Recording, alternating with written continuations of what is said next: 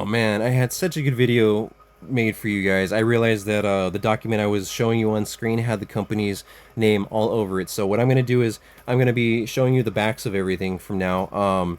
So what I'll do is I will show you real quick. So I'm going to cover everything up.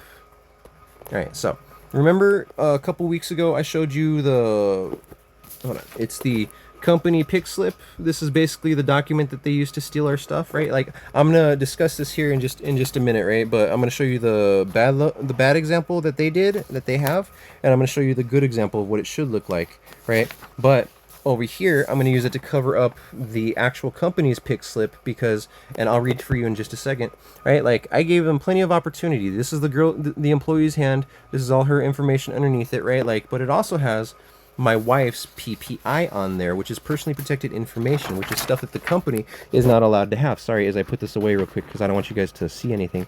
Right? So, it's a blue form, and on that blue form, oh, hold on. Oh, I hate being away from my family. But this is something that you guys caused because I should be with my family right now, right? Shouldn't be having this discussion, but you people went out of your way to deny us our rights. You went out of your way to deny us a ton of rights.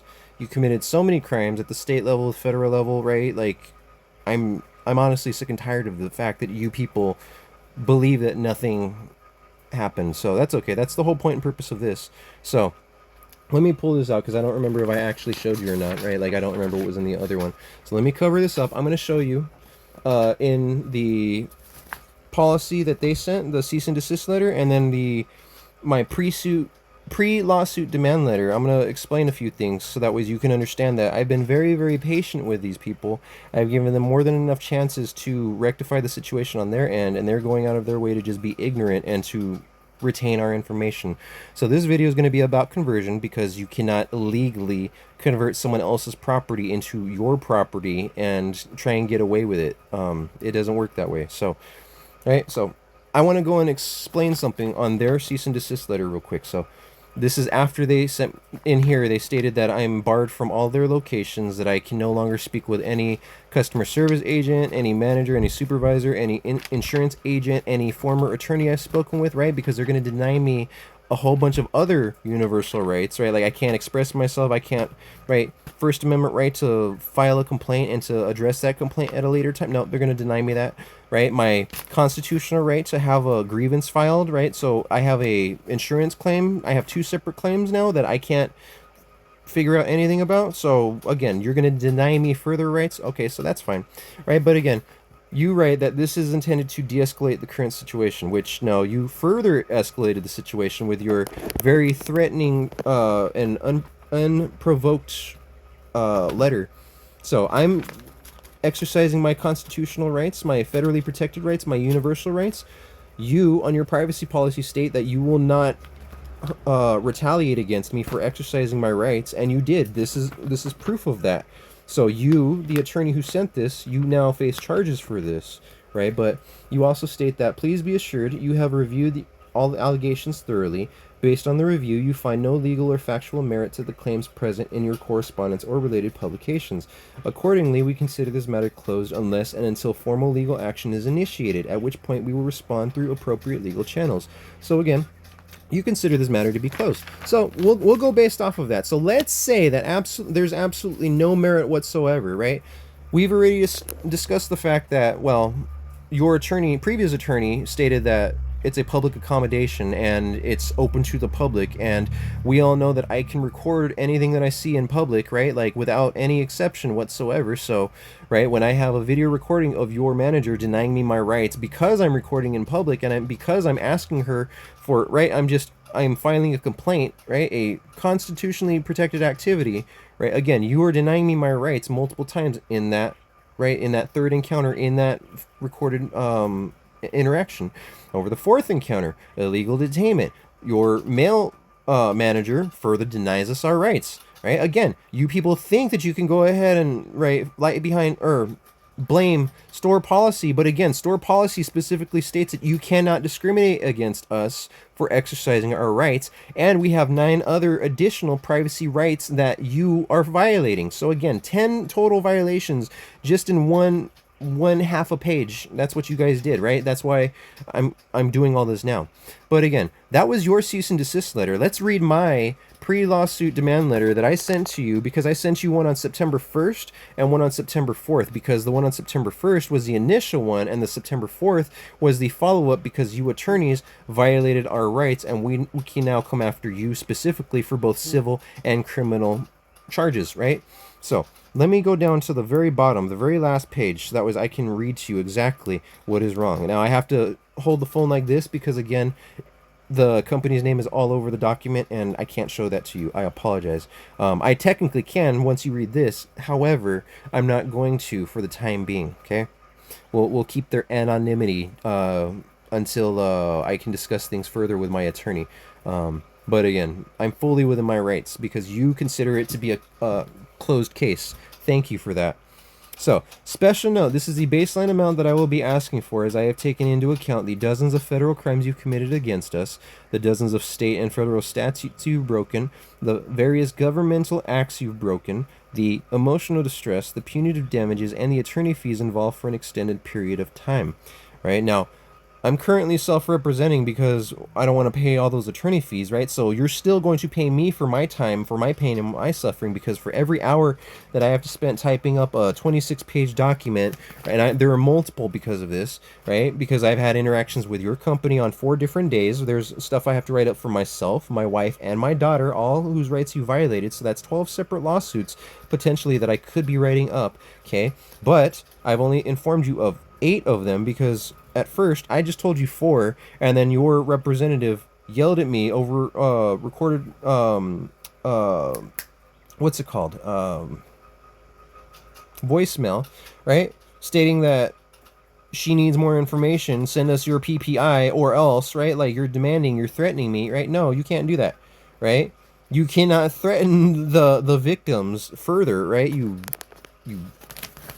Ugh. Your ignorance of the law astounds me. But again, in my letter, I go and I put that, I'm going to scroll down slightly. I give you 2 options. You can either pay us a check for the company itself for violating our rights, and then you pay us a separate check for your attorney's violation of rights. And then the second option is pay us the check by October 1st, 2025. And then it says, by October 1st, 2025, please also delete any and all information, digital and on hard copy, of my family, my wife, my daughter, and myself, because all of us had rights violated. Please cease and desist any further recordings of us, both physically, digitally, and verbally, through any means. Please cease and desist the sale of our information to anyone, as we have not authorized any sale of ourselves in any way, shape, or form. This also means you are not allowed to use our likeness in any way, shape, or form. Should any of your videos include a crime committed against us, you will hand them over without any form of redaction and those videos, all cameras with all angles and full sound, to us without question. You will fully authorize that any further action taken against us exercising our constitutionally protected rights will lead to further litigation, as it will be seen as a form of retaliation, which is illegal. Felony. You can't do that. Any charges involved in the incident will be held accountable to all parties involved. So again, the attorney who wants to threaten me and my family, right, with illegal trespass, we have a verbal on video from the lady manager, we have a written in form right here, and now we have an actual, you've declared that you will call the cops on us and you will weaponize the police force. So that's a actual threat of armed force, armed violence against us for exercising our constitutionally protected rights, for exercising our universally protected rights, for exercising our state protected rights. You can't do that. Okay, so let me throw yours to the side. Let me pick mine back up because I still have a second paragraph to read to you, okay? So, if the problem is not resolved to my satisfaction as outlined above, because this has happened since April 1st, so my letter is September 1st, that's 5 months.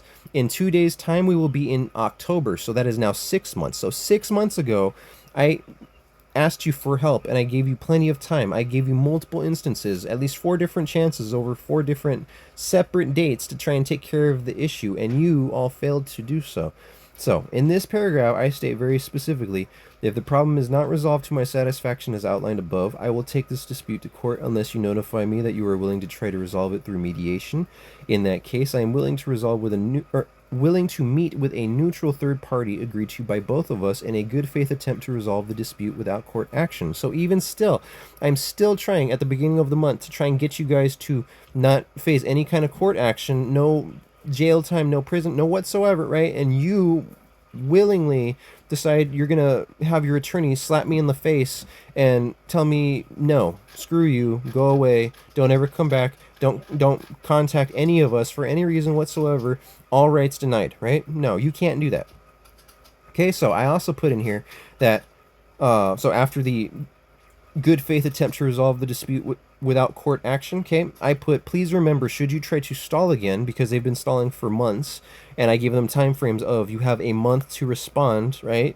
Okay, so but we're now 5-6 months after the fact. Okay, so should you choose to stall,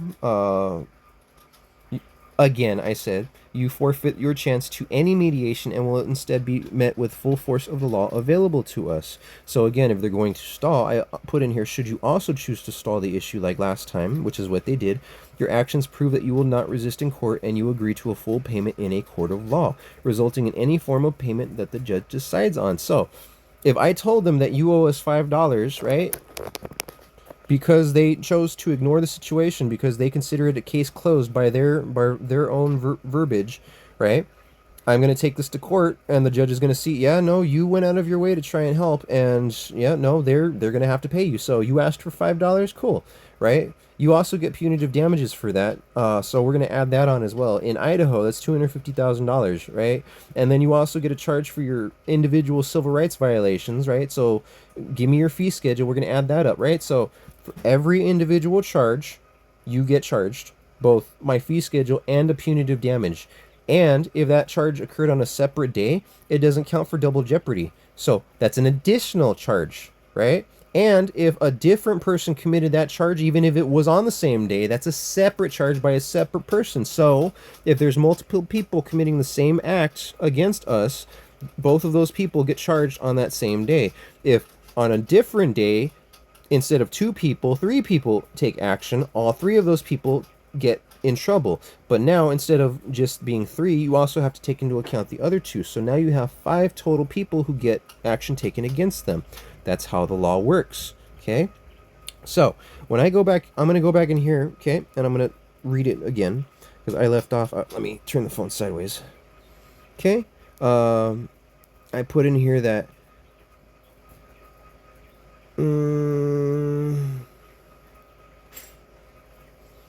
after I let them know that should you try and stall, your actions prove that you will not resist in court and you agree to full payment in a court of law, resulting in any form of payment that the judge decides on. This means that if you are a no-show for court, I win 100% of my demand and will have it paid in full by you and or those you represent. This also means that even if they do show up, the fact that they stalled it again, they forfeit any rights to ask for any kind of leniency. So that, right, like, again, I gave them plenty of chances to take care of this issue before court, before police intervention, and they denied us those rights. So I'm fully within my rights to ask for this stuff now, and these are perfectly legal demands that I can make. So after that, this means, oh no, let me go down. I also reserve the right to use any media I possess in its entirety to now bring this matter to public attention, as you are also stealing from them as well.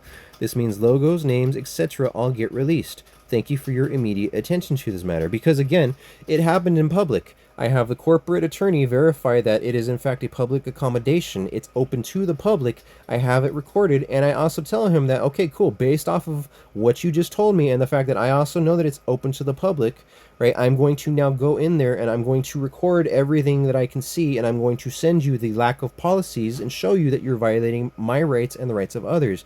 And if anyone asks or calls you and says, hey, what's going on, you are to tell them, no, that's fine, perfectly fine, right? And I tell that to the lady manager. I inform her, I just got off the phone with the current attorney with the, I'm trying to think of how to, the current attorney with your company, sorry. I was going to say the corporate attorney, but current attorney. Yeah. So you can she's like, I'm gonna go contact him, right? I'm like, okay, cool, right? I'll wait right here, right? I still need the policies though, we need to discuss some stuff, right?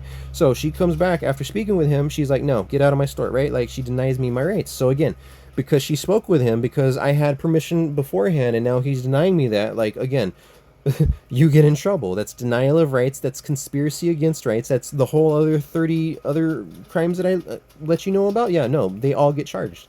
So again, below that, because I can now release everything, because again, it's in public to begin with, so I could show myself getting out of my vehicle and walking into this public accommodation, right? I can show the entire building because I have that, right? I can show how there's no policies whatsoever. I can show how I spoke with multiple managers, right, over the course of 4 different days, right? Like, I can show all of that because it happened to me in public, right?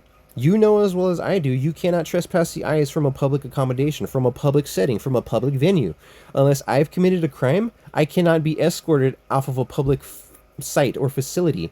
Again, especially when I'm conducting a federally protected activity, you cannot go and get me in trouble in any way, shape, or form. You cannot retaliate against me for exercising my rights.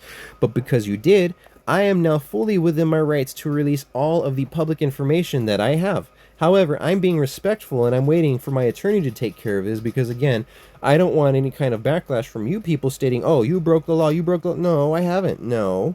Fully within my rights to do this, and I'm going to retain your anonymity. Okay? I don't have to, but I'm going to for the time being. That said, I have dozens of phone calls where I can go and I can pull just the audio, so it's going to look like this, right? It's going to be a black screen, and you're going to hear me talking just like this right now, but then you're also going to hear, oh, I'm the lady manager, and I don't like you, and you're going to have to get off my property right now, right? Like, so, but does that make sense? Or, Oh, I'm the guy manager and I don't like you, and oh, I think that your rights are a joke. Oh, and I'm gonna withhold you here for 5 hours and blah blah blah. right? Does that make sense? Okay. So, future video, but let's get back to this because I want to read to you now what constitutes as criminal conversion. Okay, because in the last couple of videos that I have posted for you people, I have let you all know that, oh shoot, I gotta open it on the one sec. I have let you know that just in the state of Idaho and in the state of Colorado, where we're from and we're protected by both, thankfully, identity theft is a felony. I can actually charge multiple things in Colorado. I can charge more for identity theft in Colorado than I can in Idaho. However, Idaho allows me to charge far more for punitive damages, right? Like, I think Colorado lets you charge like $50,000, and punitive damages in Idaho is $250,000. So for this instance and example, we're going to be going with Idaho and Idaho crime rates because, well, let's face it, you committed the crime here in Idaho, and you will get it charged according to Idaho law, right? You wanted to try and say that, no, we're going to do it in Montana. No, I'm not in Montana. The crime wasn't committed against me in Montana. Never been to Montana, right? I don't want to go to that fucking hellhole. No, absolutely not, right? It's not a bad state. It's just all the wind and lack of anything out there makes me not want to go out there, right? And especially when these people and their corrupt friends are out there, I don't want to go out there and get grabbed and never be seen ever again, you know? So, number 7, because yesterday we talked about identity theft, which leads to aggravated identity theft, which this crime leads to conversion. Number 7, okay? So, I'm just going to start reading. This is pretty big. There's like a full page and a half that I got to read to you. So, buckle up. Let's get going. Now, civil conversion is a tort, which means that I can file a lawsuit against you at the civil level and ask for things like punitive damages, pain and suffering, stuff like that. I can charge you my fee schedule, and right, like those are the things that I can do. Now, there's also this criminal side, so I can charge you other fees, jail time, prison time, right? Like, so I'm going to discuss that here for you now, because identity theft is essentially a form of conversion. Civil conversion is a tort, is the improper taking of property without authority. So I've already explained that our universal right to own property, which would be the driver's license, was violated by your people when you stole it from us and illegally wrote down all the information on it. So that is theft, and then that's also identity theft.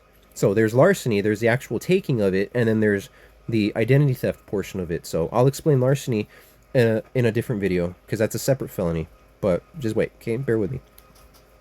So, civil conversion is the improper taking of property without authority. So I can charge you the civil crimes now, okay? Now, criminal conversion, which is larceny, is the property must be owned by another. The conversion must be without consent and against the will of the owner, and there must be fraudulent intent to deprive the owner of their property. So when you in your profile, your privacy policy state that you illegally profile us, and then you take that illegally profiled information and you sell it to 16 other agencies, 4 of which are public authorities, government officials, and law enforcement, right? And others is what you state.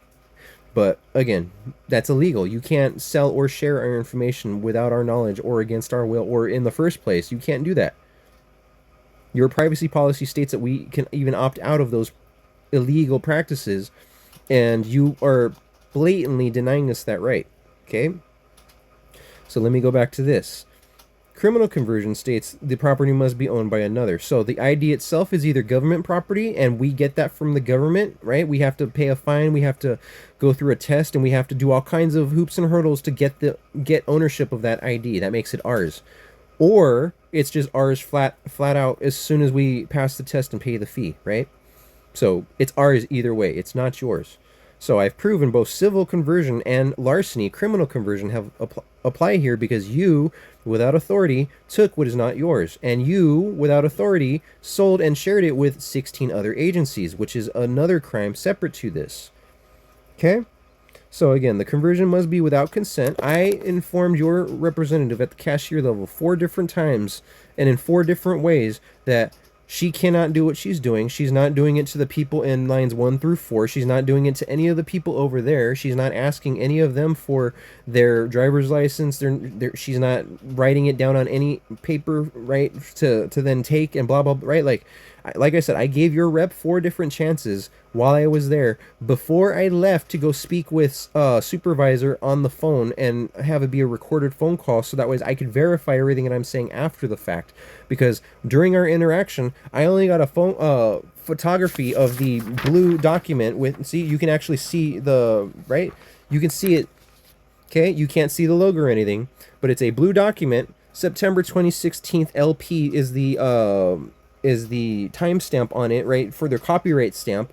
Their symbol is in the top right corner, right? It says their company name and logo, in-store pickup. To the left of that, it's a pickup slip with their online order number, their employee who pulled the order, their order date, time pulled, brief description of items, purchaser's name, right, items picked up by, right, like all this relevant information. And then below that, they have my wife's illegally obtained information.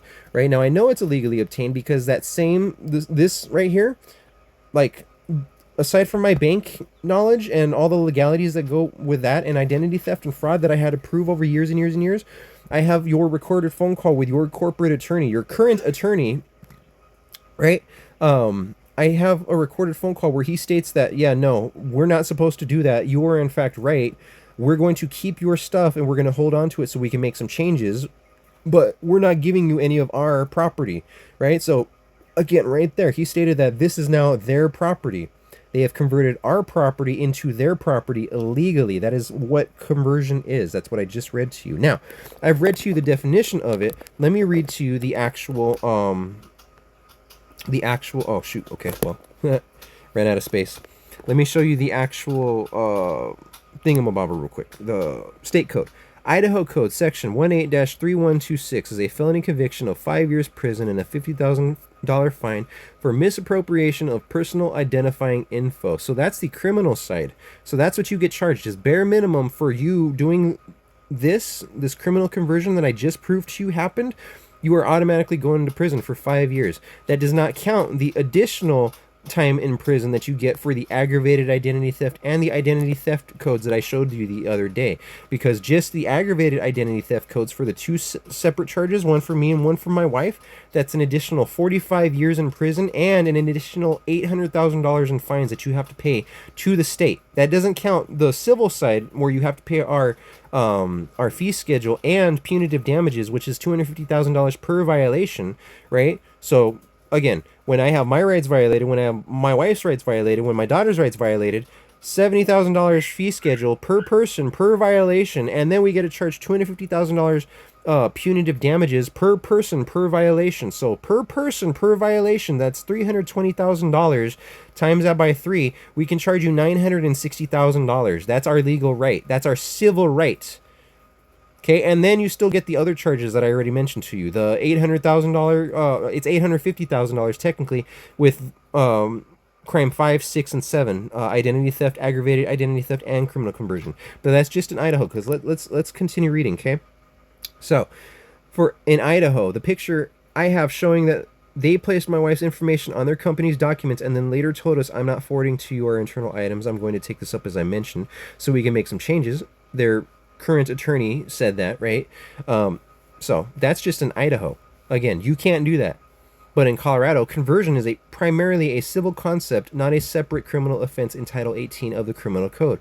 Rather, it refers to the intentional exercise of control over another person's personal property without their permission, resulting in damages to the owner. So in the last video, I showed you that you guys have caused harm to us, right? I showed you that right here in Colorado, criminal conversion, it's not technically a criminal crime, it's a civil crime, which means I can charge you additional $70,000 for the violation, and again, punitive damages. So let's scroll down. The criminal act is akin to theft, which is defined under CRS section 18-4-401, which involves obtaining or exercising control or property without authorization and with the intent to deprive the owner permanently, or taking property in temporary use with the knowledge that such use is unauthorized. So even if it's just for a split second, if I tell you do not do that, give it back, and you fail to do so, even if it's just for a brief instance, you have now violated the law. That's what this states.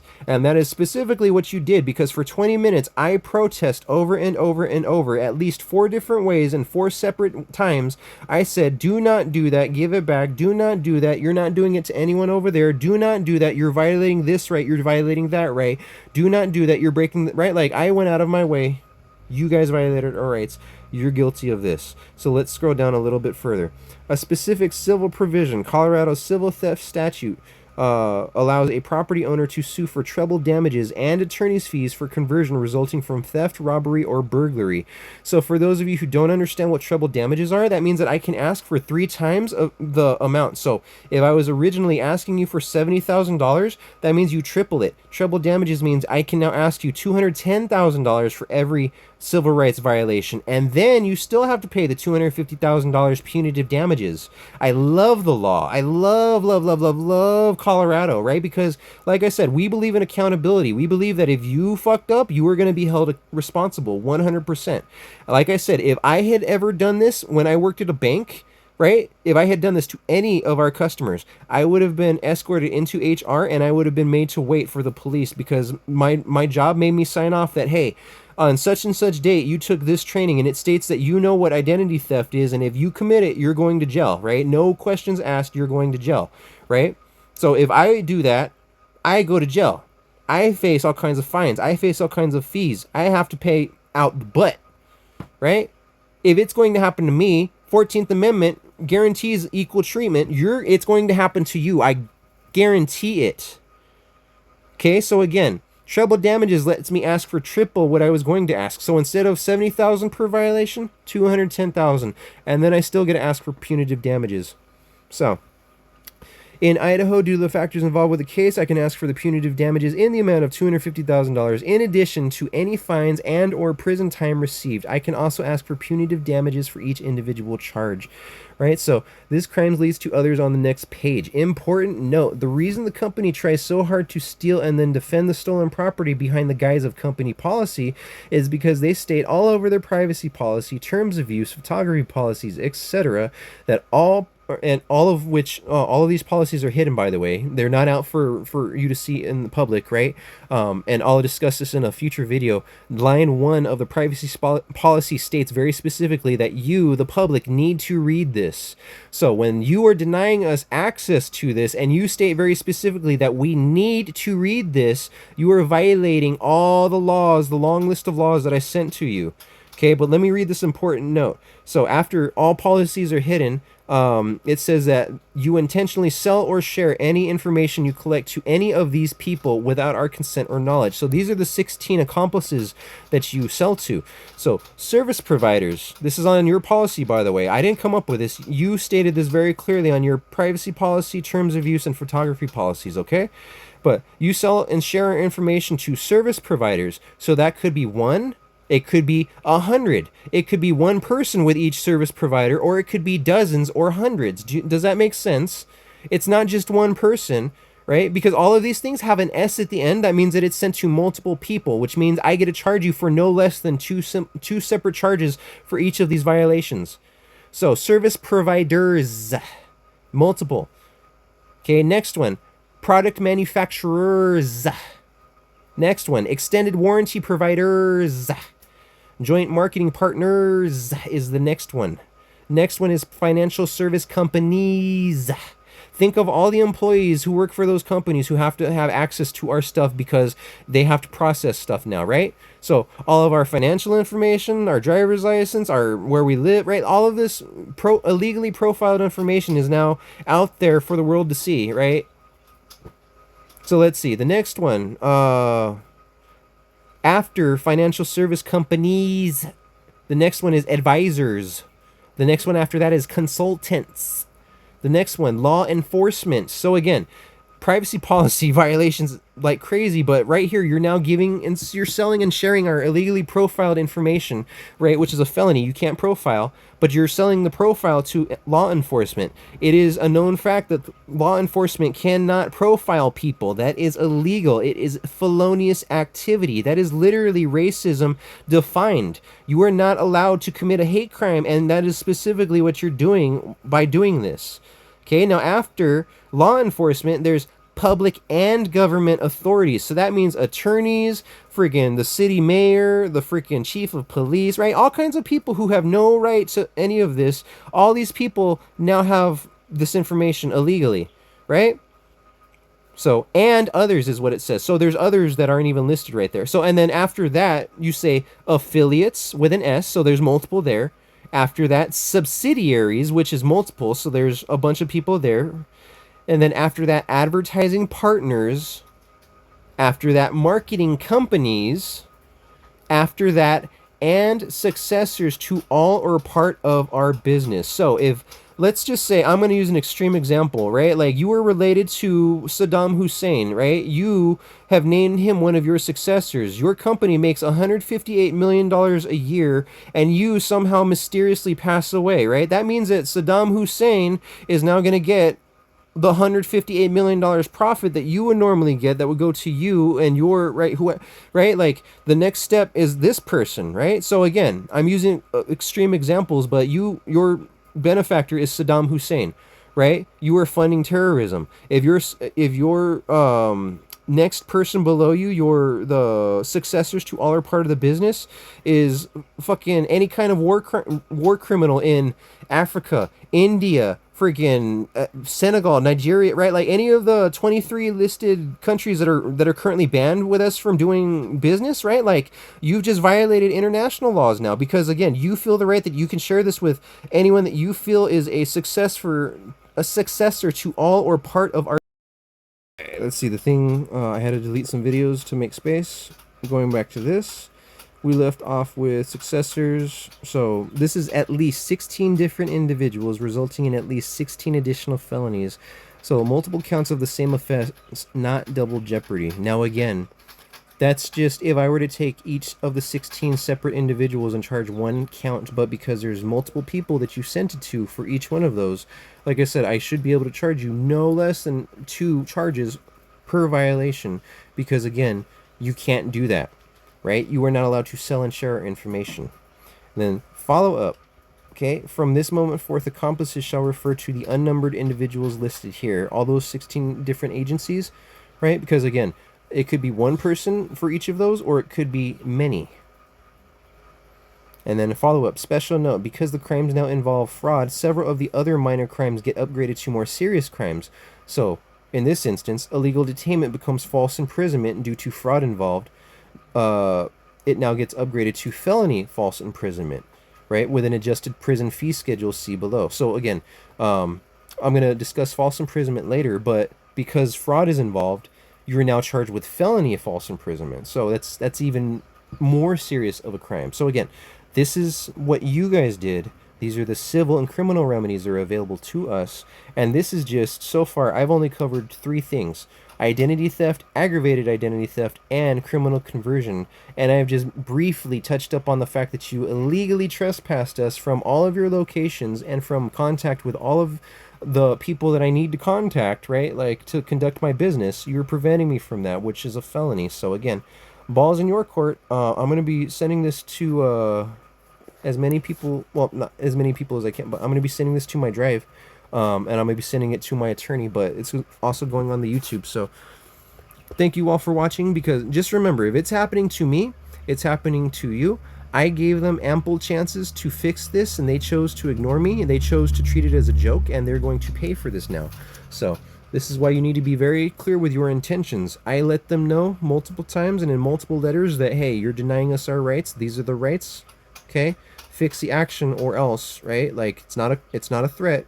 We have actual civil and criminal actions we can take, right? So I'm not coercing anyone. I'm not extorting anyone. I'm literally stating that this is a cause and effect.